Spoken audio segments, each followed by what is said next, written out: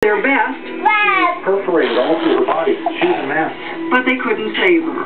An emergency room doctor told me, studying the autopsies, if this had happened outside the Mayo Clinic, they couldn't have saved her. She had a half-inch cut to the renal aorta, so she was going to die wherever she was.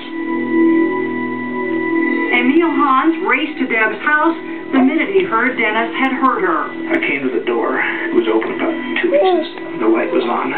I pushed the door open, and there was blood everywhere.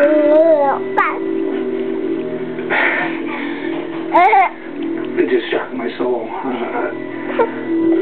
Then I saw Dennis's backpack, his knife, his flip-flop, his glasses, all in the blood. There was a print down the wall with blood. And I just stared.